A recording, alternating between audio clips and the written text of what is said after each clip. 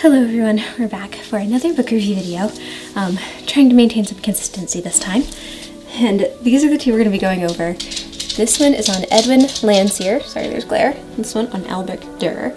So both of these are excellent books for pretty different reasons, but I will show you what I mean when we start looking through them. So let's get started. We're going to get started with this book on Albrecht Dürer. Apologies again if my pronunciations are not perfect. I do my best, but there's a lot of regions, I'm doing a lot of research, and it's very easy for things to get said incorrectly. So the nuances of other languages are definitely sometimes lost on me, but not for a lack of trying. But to get us started with this book, I'm going to say right now it's more interesting content than some books. It is not my personal cup of tea. Right here is like a bit of a biography section on Dürer, and this is another little kind of section on him. Him as a draftsman. It's so stuffy. It's not fun to read. It's a lot less engaging. It's a lot more like kind of feels like it's talking down to you. Like it's stuffy. It reads like a textbook. It reads like you're in school and like you're gonna lose points if you don't remember some weird fact that is only in one sentence on one random page. So for that reason, it's not the most fun, but I did gain some information about Albrecht Dürer. For starters, he was born in 1471 to a Hungarian family. His father was a goldsmith, and he actually started out apprenticing with his father. So he originally was going to be a goldsmith, and when he was, I think, he was apprenticing with his father from ages 10 to 12. So after that point, he ended up apprenticing, I believe he started his apprenticeship at age 15, with a painter that lived next door. So he apprenticed with that painter, but because he didn't start till 15, it was considered kind of a delayed start. And so he wasn't there for very long. I believe he was only there for 3 years, and then he went on to do a 4-year journey. I think they had a specific word for it in the book, but it was a journey that was common at the time for artists to gain experience, study the work of others, build a professional network, and just, in general grow as people. So that was actually kind of an interesting fact to learn, even though it wasn't written in the most exciting way. It was interesting information nonetheless.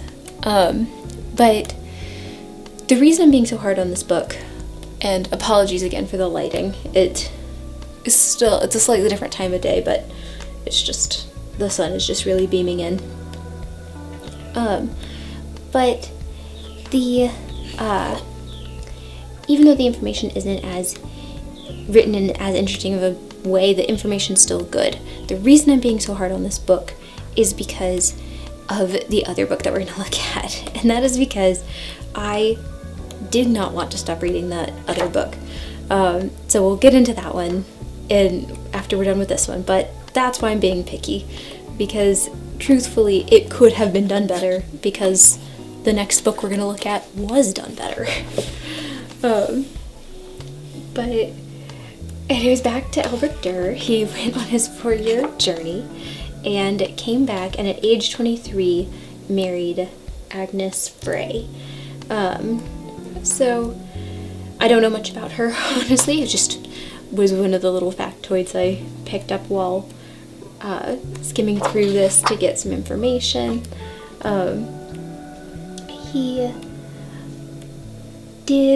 He was very well respected in his time. In fact, he actually had a relationship, as in like they knew each other. He knew Raphael, And I thought that was kind of cool because they actually had works of each other's in their own collection. So what this book alluded to is that they actually sent each other work. And just as like a trade of information and ideas, they were sending each other, I think one sent a painting and the other sent a drawing, something like that. Might have both been drawings. It sounded like it happened more than once. But yeah, so all in all, some interesting information to be picked up from this book. And which is nice compared to the last video where there was almost no interesting information to be picked up.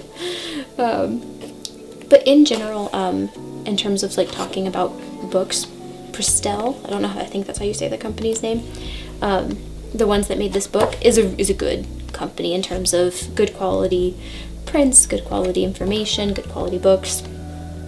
And so that's always nice. I generally trust them when their books come my way. I can generally trust that it's a good quality book.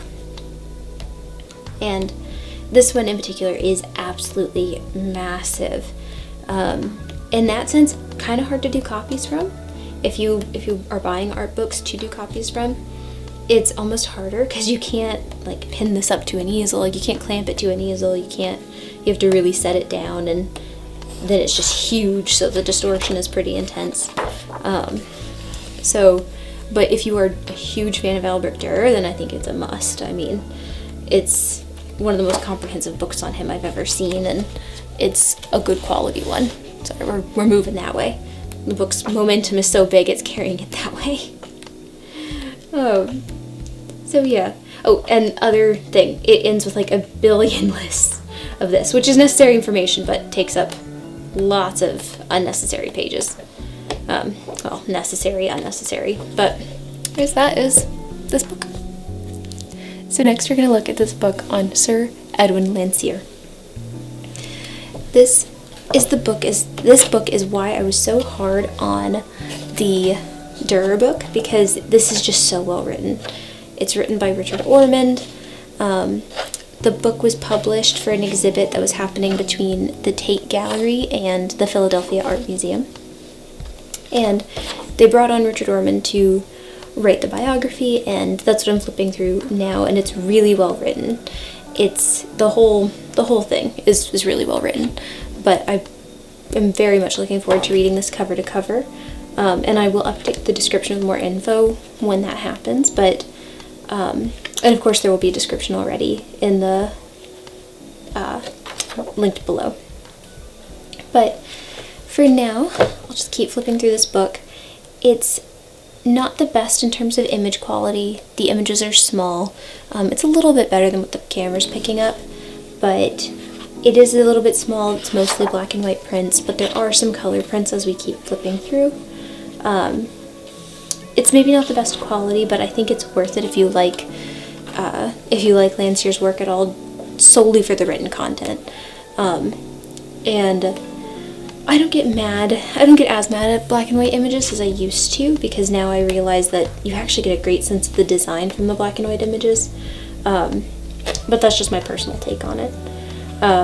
So I'm not mad at this book for the image quality, but it is largely because the written content is good enough to make up for it. So as far as the written content goes, some of the things I learned from this book was that Edwin Landseer was drawing animals from a very early age. He came from a creative family. His father was an engraver and author who published 2 books on Babylonian antiques. I think that's how you say it. Again, apologies if I'm butchering the pronunciations. And so Landseer was already an active member of the Royal Academy by age 16, which is just really crazy to think about, that he got to start so young. The other interesting thing that I learned while reading this book was that Rosa Bonheur, who's one of my favorite painters, was actually a huge fan of his work. And when she was starting out, according to this book, she had bought some engravings of his paintings. And then years later, when she got to meet him and visit his studio, he ended up gifting her 2 more engravings of his paintings. So I thought that was such a cool exchange. Nice that he was encouraging in that way. You know, to an artist, there's no better gift than art from someone you admire. And I'm sure it was the same back then as it is now. So yeah, I thought it was really interesting. He was very successful. Queen Victoria was a patron of his. He was offered the presidency of the Royal Academy, and he actually declined it, and this was following the death of Charles Eastlake. And there's a really interesting quote about him declining the presidency that I'm going to write up in the description, because I don't want to misquote it, because I thought it was an interesting one. So yeah, so I really like this book. I know it's maybe not the usual standard that I show here in terms of image quality and amount of images, but the other thing that's awesome about this book is it's only, like, this copy was only $11. So, like, so good for what you get. I hope you guys enjoyed looking through those. I find them both really good books, ones I look at all the time, so hope they can be of some help for you.